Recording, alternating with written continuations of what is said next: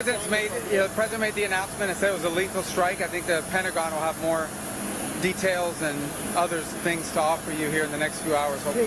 Say what kind of vessel it was? Yeah, vessel. The drug vessel was carrying drugs. Size?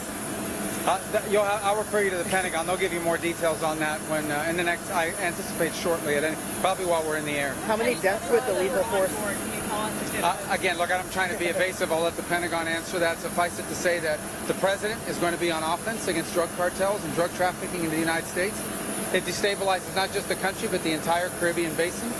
These particular drugs were probably headed to Trinidad or some other country in the Caribbean, at which point they just contribute to the instability these countries are facing. So the president's been very clear that he's going to use the full power of America and the full might of the United States to take on and eradicate these drug cartels, no matter where they're operating from and no matter how long they've been able to act with impunity. Those days are over. The vessels are still in the region. Do you plan those operations to continue? Do you expect those operations to continue? I think as long as those vessels are in the region and as long as the president's in the White House, he's made very clear he's not going to allow the United States to continue to be flooded with cocaine and fentanyl and other drugs coming from different places, this one from Venezuela, which is a common route. But by the way, some of it ends up in Europe, a lot of it ends up in Puerto Rico and then on into the United States mainland.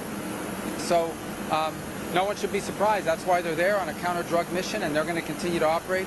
As far as specifics and future operations, I have to refer you to the Pentagon on that. This is a DoD operation. All right? You said that it was operated by a cartel. Can you share which cartel was operating the vessel? Again, I'll let the operators discuss all of that, but I thought it was, the president was very clear, and that is we destroyed a drug boat that left Venezuela, operated by a designated narco-terrorist organization, which is what these are, and he's been clear that the days of acting with impunity and having an engine shot down or a couple drugs grabbed off a boat, those days are over. Now we are going to wage combat against drug cartels that are flooding American streets and killing Americans. Will you take out the Maduro regime? What is the legal authority for this strike? The legal authority? Yeah. Well, look, again, I'm not going to answer for the White House counsel. Suffice it to say that all of those steps were taken in advance. The president has designated these as terrorist organizations, which is what they are. When you flood American streets with drugs, you are terrorizing America, and that's going to end. Will you act on Venezuelan soil against the Maduro regime? Well, this is a counter-drug operation. We're going to take on drug cartels wherever they are and wherever they're operating against the interests of the United States. The president's top obligation is to secure the national interest and the national security of our people.